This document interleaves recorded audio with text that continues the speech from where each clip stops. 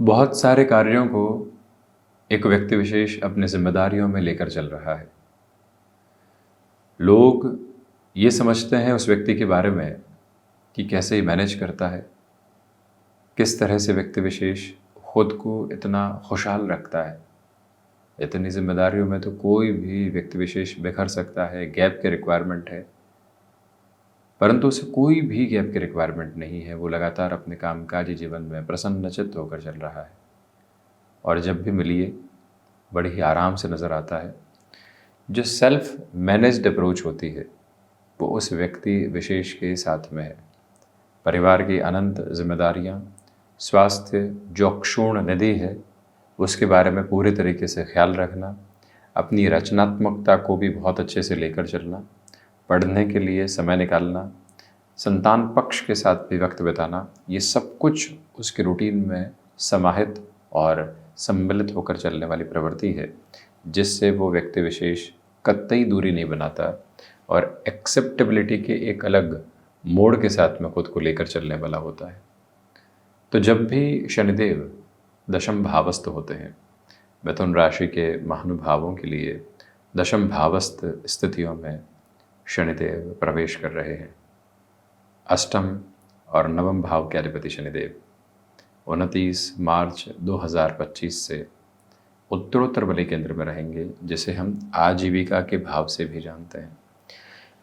सीधा कंक्लूजन्स के साथ में प्रेडिक्शन की पोजीशन को देखना कई बार बहुत बड़ा आधा अधूरापन है।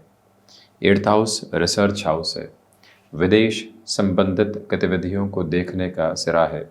आकस्मिक तौर पर आ रही परेशानियां भी यहीं से देखी जाती है और यहाँ का जो कारकत्व है वो स्वयं शनिदेव के साथ में ही जुड़ा हुआ है। ये भाव आध्यात्म का है, जो व्यक्ति विशेष को भीतर से गहराई देने वाली प्रवृत्ति है। इस भाव के साथ में व्यक्ति की धार्मिक कार्यों की प्रवृत्ति बहुत गहराई से जुड़ी हुई है। यही उच्च शिक्षा का भाव भी है, यही भीतर के दर्शन का अनुभव जनित भाव भी है। तो इन भावों के अधिपति स्वयं शनिदेव, जो कि कर्म फल प्रदाता है, दशम भाव में रहेंगे। यही भाव आजीविका को देखने का है, यही भाव पिता के कर्म को देखने का है, स्वयं के कर्म को देखने का है। प्रथम, द्वितीय, तृतीय और ये चतुर्थ केंद्र यानी उत्तरोत्तर बलि केंद्र की अवस्थाएं इस प्रवाह के साथ में जुड़ी हुई होती है। और वहीं जो प्रबंधन संबंधी कामकाज है उसके साथ में ये सिरा बहुत अधिक गहराई के साथ में जुड़ा हुआ, जहाँ से व्यक्ति अर्थोपार्जन में नौकरी पेशा जीवन की ओर जाएगा, व्यापार की ओर जाएगा या फिर कोई और इनकम सोर्स के अप्रोच के साथ में चलने वाला होगा, ये यहीं से देखा जाता है। शनिदेव जब भी तीसरी, सातवीं अथवा 10वीं दृष्टि से दशम भाव को देखते हैं तो व्यक्ति विशेष के भीतर एक अजीब तरीके का आलस्य आने लगता है। परंतु जैसे ही शनिदेव किसी भाव विशेष के साथ में जुड़ जाते हैं तो वहाँ वृद्धि के तत्व विशेष एक अलग गहराई के साथ में रहते हैं, जहाँ से व्यक्ति सम्यक तौर पर खुद के लिए बेहतरी देख पाता है। तो अब थोड़ा सा और डेप्थ में यहाँ खुद को लेकर चलने की आवश्यकता है। अच्छा, इसके पहले एक और बात बता दें। चाहे और एक चर्चा चल रही है कि शनिदेव और राहु साथ में रहेंगे, सूर्य शनिदेव राहु की भी स्थितियाँ रहेंगी, इनके साथ 2 प्रमुख ताराग्रह भी रहेंगे। तो 10th हाउस के साथ में ये क्या पोजीशन आने वाली है? हमारी आजीविका पर तो कोई दुविधा नहीं है। जब भी व्यक्ति भय की गांठों को खोलने का प्रयास नहीं करता और उन भय की गांठों को देखकर और अधिक चिंताओं में आने लगता है, तो फिर वो स्वयं के भीतर कोई भी सुलझन नहीं पाता। इसलिए सबसे पहले गौर कीजिएगा कि शनिदेव दशम भावस्थ प्रविष्ट कर रहे हैं।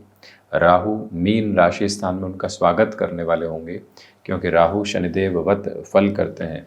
राहु दोषम हन्यातो बुधम, राहु के जो दोष हैं वो हन्य होते हैं बुध के माध्यम से, परंतु जो व्यक्ति अंतर चेतनाओं पर काबू पा लेता है वो कर्मशील होता चला जाता है। तो राहु की अवस्थाओं के साथ में भी वो शनिदेव की अनुकंपा से जुड़ा रहता है, जहाँ से कोई भी और दिक्कत दुविधा उसके समक्ष निकल कर नहीं आने वाली होती। ये इस समय अंतराल का प्रखर हस्ताक्षर है, जो साथ साथ चलता हुआ उजागर होता है। थोड़ा सा और इन डेप्थ अप्रोच के साथ में पोजीशंस को कंसोलिडेशन में देखा जाए तो आप ये गौर कीजिएगा कि 10th हाउस के सैटर्न की अप्रोच आपकी भागदौड़ को बढ़ा रही है, परंतु उस भागदौड़ में भी आप कितना स्थिर जान पड़ते हैं, ये गौर आप ज़रूर करने वाले रहें। थोड़ा सा और क्लैरिटी के साथ में इस पोजीशन को प्रोपोर्शनेट बेस पर यदि हम लेकर चलते हैं, तो आप ये देखें कि यहाँ चेंजेस की जो अनफोल्ड होने वाली अप्रोच है, वो बहुत अधिक तेज़ी से आपके समक्ष निकल कर आने का कार्य कर सकती है।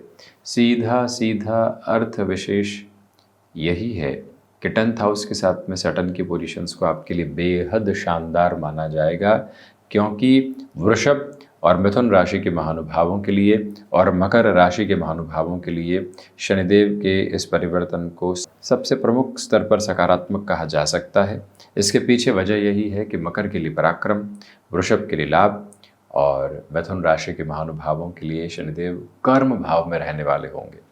जो भीतर एक आलस्य था, काम को टालने की प्रवृत्ति प्रकृति बन चुकी थी और वहीं से दुविधाएं आ रही थी, उससे आप हट रहे हैं। नौकरी पेशा जीवन में आपको ये अवस्था जान ही नहीं पड़ रही थी कि कहाँ बढ़ेंगे, कैसे बढ़ेंगे, जीवन यात्रा को किस तरह से देखने वाले होंगे, इसकी सजावट को कैसे हम आगे बढ़ाने वाले होंगे, वो सारे ही सिरे सामने आ रहे हैं। आपकी एक्सेप्टेबिलिटी का जो लेवल है वो देखते ही बनता है। इसका अर्थ क्या है? कोई भी व्यक्ति विशेष ने एक तरह से कोई टारगेट दिया है, कामकाज की जिम्मेदारी सौंपी है, कैसे होगा क्या होगा उसको छोड़कर हम कर लेंगे और उसके लिए अक्षुण्ण प्रयास करेंगे। ये जो प्रवाह भीतर तक होना चाहिए आपके साथ गहराई से मौजूद है। कहीं पर भी इसमें नकारात्मकता भरे भाव संवाहित होकर नहीं चलते। ये स्पष्टता अपने साथ बड़ी ही गहराई से बनाकर रखने का आप यहाँ प्रयत्न करते चले जाइएगा कि जैसे जैसे आप इस समय की अवस्थाओं के साथ में आगे बढ़ने वाले होंगे, आपके लिए चलता हुआ यह सिरा स्पष्ट तौर पर यही बताता है कि खुद को जो मैनेज करना होता है और उसमें जो ताकत लगती है, उसको आप अत्यंत व्यवस्थित करके आगे बढ़ने की तैयारियों के साथ में है, जिसमें कोई भी और दुविधा रेखांकित नहीं होती। इस समय का प्रखर ओज एक और बात के साथ बड़ी ही गहराई में नज़र आता है कि आपके लिए जॉब से बिजनेस की ओर जाने वाली जो अप्रोच होती है उसमें भाग्य का सहयोग है। देखिए, थोड़ा इन डेप्थ चलते हैं। शनिदेव 10th हाउस में है, चतुर्थ को देख रहे हैं, व्यापार भाव को देख रहे हैं और व्यय भाव को देख रहे हैं। अब आप नौकरी से व्यापार की ओर गए तो सबसे पहले हिडन प्रॉब्लम्स क्या आ सकती है या फिर प्रॉब्लम क्या आ सकती है वो देखा जाएगा 8th हाउस से। प्रॉब्लम्स की पोजीशन में फंड की अप्रोच क्या रहेगी, जिससे कि घर परिवार अगले 2 से 3 वर्षों तक मैनेज होता रहे। हमारे पास में बी ऑप्शन क्या है, उस तरफ ध्यान देने की प्रवृत्ति स्पष्टतया किस तरह से है, ये एक प्रवाहमान क्रम देखने की ज़रूरत रहती है। इसके अलावा जो रिसर्च संबंधी स्थितियां हैं किसी भी कामकाज को शुरू करने के पहले, उसमें हम कितना गए हैं वो पोजीशन आ जाती है। उसके बाद रहता है कि जिस भी कार्य में जा रहे हैं उसमें भाग्य का सहयोग कितना रहेगा, तो वो नवम भाव की स्थितियां आ गई। अब नौकरी पेशा जीवन में तो मंथली बेसिस पर सैलरी आया करती थी, बिजनेस की ओर जा रहे हैं तो उसके साथ में हम अपने अनुभव को किस तरह से सहेज कर आगे बढ़ने वाले होंगे, वो 9th हाउस की अप्रोच आ जाती है। और उसके बाद में सबसे प्रमुख स्तर पर आता है कर्म, कि कर्म क्या कह रहा है। तो शनिदेव स्वयं जो कर्म फल प्रदाता है वो कर्म भाव में ही है, इसी वजह से इनकी बेहतरी एक अलग निक्षेपण के साथ में रहने वाली होती है। अब जब अष्टमेश और नवमेश कर्म में हो और पुनः द्वादश को देख रहे हों यानी व्यय भाव को देख रहे हों, तो व्यक्ति व्यय को लेकर बहुत अधिक सजग रहता है कि खर्च किस तरह से करना है, भले ही सोच का हो या फिर रुपए पैसे का हो। सोच का खर्च चिंताओं पर होगा तो कुछ निकलने वाला नहीं, सोच का खर्च यदि संभावनाओं पर होगा तो बहुत कुछ सामने आने वाला और व्यक्ति की जागृति आने वाली। अब वहीं जो एक और इम्पॉर्टेंट एस्पेक्ट आता है वो है यहाँ पर शनिदेव की दृष्टि का चतुर्थ सुख भाव पर होना। तो व्यक्ति कई बार सुविधाओं में सुख खोजता है, ये हासिल कर लूँ, बढ़िया घर बना लूँ, बढ़िया गाड़ी ले लूँ, ये सुविधा जनित तथाकथित सुख है, विशेष स्तर पर नहीं। अब जैसे ही व्यक्ति अपने कर्म में सुख खोजने लगता है तो फिर उसकी सफलता सुनिश्चित आधार के साथ में सामने आती चली जाती है। ये व्यवस्थाएं कैसे प्रभाव प्रदर्शित करते हैं उसकी बात कर रहे हैं। अब जो व्यापार आपने शुरू किया, 10वीं दृष्टि व्यापार भाव पर और वो भी बृहस्पति के मूल त्रिकोण पर। मिथुन राशि के महानुभावों के लिए बृहस्पति बाधक अधिपति होते हैं और एक तरह से चतुर्थ केंद्र का अधिपत्य इनके साथ होता है शनिदेव। वहाँ इनकी 10वीं दृष्टि जब यहाँ तृतीय केंद्र पर एक तरह से व्यापार भाव पर आ गई, तो दूरस्थ दृष्टि है ये। व्यक्ति आज और कल के लिए व्यापार की शुरुआत नहीं करता, वो लॉन्गर टर्म की अप्रोच को अपने साथ में रखता है। ये परिवर्तन अत्यधिक महत्वपूर्ण है। वैसे भी आपकी जो एक्सेप्टेबिलिटी है, जो फ्लेक्सिबिलिटी है, वो देखते ही बनती है, और उसमें ये सम्यक स्तर होना बेहतरी। अब नौकरी से व्यापार की ओर जा रहे हैं तो गृहस्थ जीवन की ओर से कुछ हद तक दुविधाएं आ सकती है। पत्नी पक्ष व पति पक्ष, रिस्क लोगे, फाइनेंशियल्स कैसे चलेंगे, किस तरह की व्यवस्थाओं के साथ में रहेंगे, बच्चों की पढ़ाई है, हमने एक घर भी ले रखा है, तो अब व्यक्ति उसमें उलझा हुआ कई बार खुद को रोक देता है। परंतु यहाँ पत्नी अथवा पति पक्ष को पूरे तरीके से कन्विंस करना, उन्हें आग्रह करके समझाना और वहाँ से विजेता बनकर लौटना, ये भी अवस्था आपके लिए नज़र आती है। अब आप ये देखिएगा कि बिजनेस पार्टनरशिप के दूरगामी प्रभावों को ध्यान रखते हुए ही आगे बढ़िएगा। ये बिजनेस यदि उस पोजीशन के साथ नहीं पहुंचता है और बिजनेस पार्टनर ही कहता है कि हम तो साथ नहीं चल सकते, तब क्या होगा? और इस बिजनेस की पोजीशंस अगर बहुत अधिक चल जाती है तो अगले के मन में स्वार्थ आ सकता है। तो उस पूरी ही भूमिका को पेपर क्लियर अप्रोच में लेकर चलने की आपके लिए रिक्वायरमेंट रहेगी, ये गौर कीजिएगा। अब उसमें भी शनिदेव की स्थितियाँ मेटल संबंधी कामकाज में, इनकी स्थितियाँ मशीनरी संबंधी कामकाज में, इनकी स्थितियाँ सम्यक तौर पर कोई ऐसा कार्य जो कि एक्सपोर्ट को रिलेट करते हुए अप्रोच में हो, इनकी स्थितियाँ यांत्रिक स्तर पर बहुत अच्छे से चला करती है। आप वकालत संबंधी कामकाज में लंबे समय से जॉब जैसे अप्रोच को लेकर चल रहे थे, अब आप अपनी एक प्रोफेशनल अप्रोच को अलग सिरे से स्वतंत्र भार के साथ में देखना चाहते हैं, तो वो जो प्रवृत्तियां हैं वो भी आपके लिए काफ़ी हद तक बेहतरी में उजागर होकर चला करती है। अब यहाँ जो महानुभाव नौकरी पेशा जीवन में और अधिक स्थिरता को देखना चाहते हैं, आपके लिए यहाँ यात्राएं बढ़ सकती हैं, उनके साथ बड़ी गहराई से जुड़िएगा। 10th हाउस के सैटर्न की अप्रोच ये एक योग कारक आधार है, नवमेश का दशम भाव में होना। अभी तक आपके भीतर की जो आध्यात्मिक प्रगति आई है उसने आपको प्रेशर को झेलना और उसको किस तरह से इग्नोर करना है, ये बहुत गहराई से सिखा दिया है। और जब ये सीख गए हैं तो फिर किसी और सीख की आवश्यकता नहीं, आपने अपने आप को काफ़ी हद तक व्यवस्थित कर दिया है। थोड़ा सा और इन डेप्थ प्रोसेस में चलें तो आपने अपनी जॉब के साथ में हायर एजुकेशन को कंप्लीट किया है। अब उसके बाद में आप नई जॉब की अप्रोच को अपने लिए चाहते हैं कि जो एजुकेशन ली है उसके बूते हम आगे बढ़ने वाले रहें। तो वो जो प्रवृत्ति और प्रकृति है वो बहुत गहराई से आपके लिए यहाँ अवस्थित होते हुए प्रतीत होती है, जिसमें भी कोई नकारात्मकता आपके लिए नहीं। अब जो महानुभाव मैनेजमेंट को रिलेट करते हुए अप्रोच में बहुत बड़े स्तर पर जुड़े हुए हैं, बुध का शुरुआती क्रम में 10th हाउस के अप्रोच में ही होना ये दिखाता है कि वहाँ से भी आप खुद को बहुत अच्छे से मैनेज कर पाएंगे। Rahu reflects the subconscious base, तो जो राहु हैं वो दशम भावस्थ क्रम के साथ में 18 मई तक यहाँ शनिदेव के साथ रहने वाले होंगे। 14 अप्रैल तक सूर्य और शनिदेव की भी युति संगत स्थितियाँ रहेंगी। परंतु कर्म भाव एकमात्र ऐसा भाव है कि जहाँ भले सौम्य ग्रह हों, क्रूर ग्रह हों, पापी ग्रह हों, छाया ग्रह हों, परिणाम में कहीं पर भी नकारात्मकता नहीं है, क्योंकि कर्म को प्रत्येक ग्रही व्यवस्था सहर्ष स्वीकार करके चलती है। कोई ग्रही व्यवस्था भाग्य को स्वीकार नहीं करने देती, कोई ग्रही व्यवस्था यहाँ व्यक्ति विशेष को लाभ पूरे तरीके से स्वीकार नहीं करने देती, कोई ग्रही व्यवस्था ये बताती है कि भाई धनागमन की तरफ ही नहीं चलना है, कहीं और भी चलना है, कोई ग्रही व्यवस्था सुविधाजनक सुख के साथ लेकर चलती है। परंतु जैसे ही सारी ही प्लैनेटरी अप्रोच कर्म भाव के साथ में जुड़ाव महसूस करती है तो वहाँ सिर्फ और सिर्फ व्यक्ति के कर्म के प्रवाह को देने का कार्य करती है, क्योंकि वो ही सिरा एक तरह से व्यक्ति की जीवन में मोक्ष कारक स्थितियों को निर्मित करता है। सारे ही झंझावातों से हटाकर जीवन को स्थिरगामिता प्रदत्त करने का कार्य करता है। यहाँ कोई भी ऐसे अनर्गल कार्य में आप उलझने से बचें या फिर व्यर्थ के उन प्रालापों से बचें जिसकी आवश्यकता नहीं है, ये स्पष्टता रखिएगा। वहीं आपके लिए यहाँ रूटीन में डिसिप्लिन रखने की ज़रूरत रहेगी। यदि आप सफलता के उस शीर्ष को यहाँ चाहते हैं तो आप इन जो आने वाले दिनों की अवस्थाएं हैं उसमें जितना गहराई से स्वयं को डिसिप्लिन्ड बेस के साथ में रख लेंगे, जो कार्य जब होना चाहिए तभी होगा।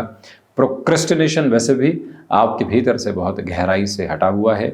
यह कमीशन संबंधी कामकाज में अत्यधिक व्यवस्थित आभा आपके साथ साथ चलते हुई प्रतिबिंबित होती है, जिसमें भी कोई दुराव के क्रम नहीं है। अब आप देखिएगा थोड़ा सा गहन होने की ज़रूरत है यहाँ।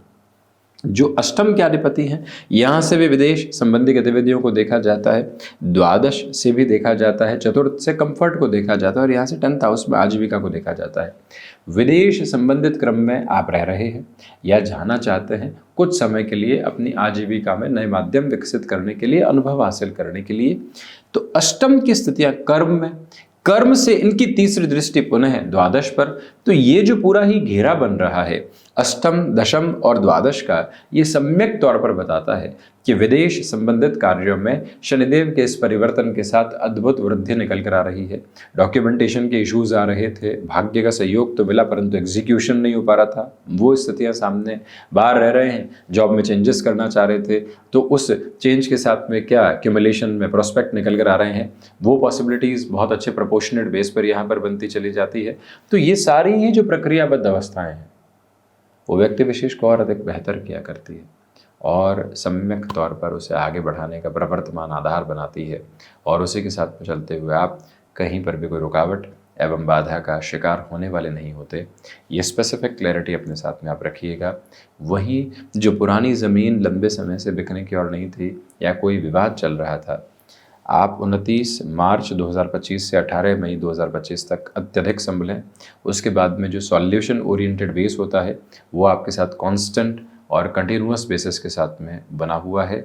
माता और पिता के स्वास्थ्य को लेकर हल्के फुल्के तौर पर चिंताएं यहाँ आपके समक्ष रह सकती हैं, उनसे पूर्णकालिक तौर पर स्वयं को आप संभालने का प्रयत्न ज़रूर करते चले जाइएगा। हम विनम्र निवेदन आपसे ये भी करना चाहेंगे कि जो भी कार्यबोध आपने अपने साथ बड़ी ही गहनता से और गहराई से जोड़ लिए हैं उसमें और अधिक अग्रगामी होकर चलने की आपको आवश्यकता है। ये वो समय अंतराल है जो आपसे एकांत की मांग करने वाला होगा। ये वो समय अंतराल है जो आपसे कहेगा कि भीतर की गांठों को सुलझाना है तो खुद के साथ बैठो, दूसरों से सलाह तो वो ही बात बताएगी जो हम उनसे सुनना चाहते हैं। ये जो प्रक्रिया है इससे मुक्त होकर चलने की आवश्यकता है। स्वयं ही व्यक्ति स्वयं के लिए पूर्णतया तटस्थ हो सकता है। दूसरे लोग आलोचनाओं और प्रशंसाओं की स्थितियों के साथ लगातार व्यक्ति को लेकर चलते हैं, परंतु तटस्थ होना है। हम क्या हैं वो परिभाषा देखनी है तो खुद के साथ में ही यहाँ पूरी तरीके से समय बिताने की ज़रूरत रहेगी। जब तक भाग्य भावस्थ शनिदेव रहे, आपके लिए कफ प्रदान स्थितियों में दुविधाएं रही, परंतु अब गृहस्थ पक्ष के स्वास्थ्य का विशेष तौर पर ख्याल रखने की जो आवश्यकता होती है उसे अपने साथ बड़ी ही गहनता के बोध में आप आगे बढ़ाने का प्रयत्न करते चले जाइएगा। ये भी प्रमुख निवेदन आपसे करना चाहेंगे कि यहाँ आपके लिए कुछ ऐसे खर्चे सामने आ सकते हैं जिन्हें मांगलिक आधार पर कहा जाएगा। अब जब देवगुरु बृहस्पति परिवर्तित होकर मिथुन में होंगे तो शनिदेव और बृहस्पति का 4-10 का संबंध होगा। कामकाजी जीवन के लिहाजा ये सम्यक स्थिति है। तो वहीं जो महानुभाव गृहस्थ सुख की ओर लंबे समय से नहीं बढ़ पाए हैं, बारंबार संबंध आ रहे हैं जा रहे हैं, तो शनिदेव की 10वीं दृष्टि गृहस्थ भाव पर है। वहीं देवगुरु बृहस्पति भी 14 मई के बाद में पुनः गृहस्थ भाव को देखने वाले होंगे। ये सिरे जो परिवर्तन के हैं अद्भुत हैं। इसी वजह से गृहस्थ सुख की स्थितियां सामने उजागर होने वाली हो सकती है। ये अटमोस्ट पॉजिटिविटी का बेस कहा जाएगा। देवगुरु बृहस्पति जब मिथुन में आएंगे तो 5वीं दृष्टि से संतान भाव को देखने वाले होंगे। संतान भाव जो कि एक तरह से शनिदेव का मिथुन राशि के महानुभावों के लिए उच्चस्थ राशि स्थान हो जाता है, 5 से 6 8 का संबंध ठीक कहा जाएगा, तो वो उजागर करने वाले क्रम गृहस्थ सुख के बाद में बनते हैं। ये प्रवृत्ति साथ साथ है। आप अपने मेन वर्क पर यहाँ अगले 2.5 वर्षों में बहुत ध्यान दीजिएगा। पैसिव सोर्सेज साथ साथ चलते रहें, उतना ही समय देना है जितना कि कामकाजी जीवन और पारिवारिक जीवन के बाद में हमको मिल पाता है। धीरे धीरे उसको 2.5 वर्षों में विकसित करेंगे तो शानदार परिणाम समक्ष प्रतिबिंबित होने वाले हो सकते हैं। ये चरणबद्ध क्रम अपने साथ आप ज़रूर अपनाकर चलने का प्रयास करते चले जाइएगा। एक निवेदन ये भी है कि जितना हो सके आप यहाँ शनिदेव गायत्री के पाठ के साथ में जुड़ें, जितना हो सके कार्यों के साथ में ठंडक बनाकर रखें। जल्दबाजी में की गई भागदौड़ कतई काम की नहीं है। तो ये था मिथुन राशि के महानुभावों के लिए शनिदेव के होने वाले राशि परिवर्तन का पूरा ही चर्चा ब्यौरा। हम इसी तरह आपके समक्ष उपस्थित होने का प्रयत्न करते रहेंगे। धन्यवाद एवं कोटिशः आभार।